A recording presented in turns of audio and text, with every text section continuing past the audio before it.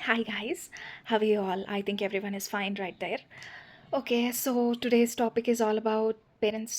Yeah, parents వాళ్ళ డాటర్స్ని పెళ్లి చేసి పంపించేసిన తర్వాత ఇంకొక భారం దిగిపోయింది లేదా ఒక రెస్పాన్సిబిలిటీ అనేది ఫుల్ఫిల్ అయిపోయింది. ఇంకా అంటే ఒక పెద్ద పీడ విరగడైపోయింది అన్నట్టు ఫీల్ అవుతున్నారు. ఇది రీసెంట్ డేస్‌ది ఏం కాదు. It's from long long period. Like ఒక్కసారి పెళ్ళైపోయింది అనంటే ఇంకా దాని బతుకు దాందే.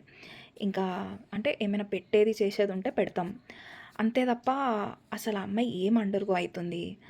ఆ అమ్మాయి అతనితో హ్యాపీగా ఉందా లేదా? సో, ఆ అమ్మాయి అండర్‌గో అయ్యే సర్కమ్‌స్టాన్సెస్ ఏంటి? లైక్ వాళ్ళు ఏం ప్రాబ్లమ్స్ ఫేస్ చేస్తున్నారు? ఇవన్నీ అంతగా ఏం పట్టించుకోరు. ఇన్ కేస్ పట్టించుకొని హెల్ప్ చేసినా, లేదా ఆ అమ్మాయికి ఫిజికల్ అబ్యూస్ గానీ, మెంటల్ అబ్యూస్ గానీ ఏమైనా ఉన్నా, ఆ అమ్మాయి వచ్చి వీళ్ళకి చెప్పుకున్నా, ఇదంతా నార్మలే. ఇవాళ ఉంటది, రేపు పోతది. సో, కొట్లాటలనేవి చాలా సింపుల్. అందరి హస్బెండ్ అండ్ వైఫ్ మధ్యలో జరుగుతానే ఉంటాయి. సో, ఇవాళ కొట్లాడుకుంటారు, రేపు మాట్లాడుకుంటారు. చిన్న విషయాలకి నువ్వు అట్లా ఊరికూరికే వచ్చేయొద్దు. మాకు ఊరికే చెప్పకూడదు. నీవి నువ్వే చూసుకోవాలి. సో, ఇట్లాంటిది అనేది జరుగుతుంటదనమాట. సో, ఇది కంటిన్యూయస్‌గా ఇట్లా రిపీట్ అవుతుంటే ఏమైతదంటే, ఇంకా అమ్మాయిలు వాళ్ళ ఫీలింగ్స్‌ని, వాళ్ళ ఎమోషన్స్‌ని ఎక్స్‌ప్రెస్ చేసుకోవడం మానేస్తారు.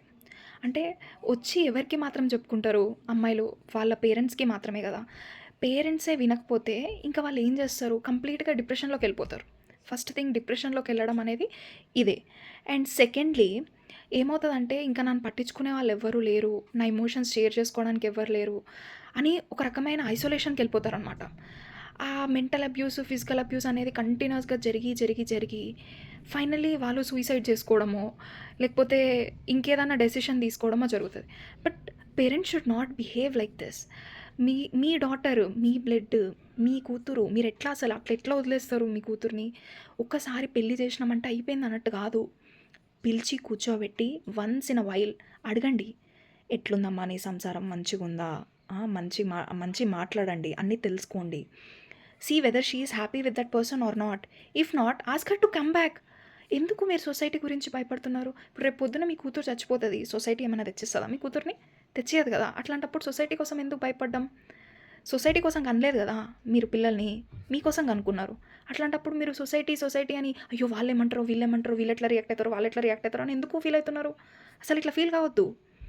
మీరు మీ కూతుర్ని బాజాప్తా పిలిచి కూర్చోబెట్టి మాట్లాడాలి, తెలుసుకోవాలి. If everything is not good ask her to come back. వచ్చేయమనండి. మీతో ఉంచుకోండి. ఏమి ప్రాబ్లమ్? ఇవాళ రేపు అందరూ ఎడ్యుకేషన్ ఇస్తున్నారు డాటర్స్‌కి. వాళ్ళ బ్రెడ్ అండ్ బటర్ వాళ్ళు ఎర్న్ చేసుకోగలరు.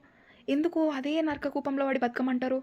మీరు ఒక్కసారి పేరెంట్స్ స్ట్రాంగ్‌గా సపోర్ట్ బ్యాక్ బోన్ అయ్యి ఉండండి మీ డాటర్స్‌కి. అప్పుడు ఎట్లా ఉంటదో ఒక్కసారి ఆలోచించండి.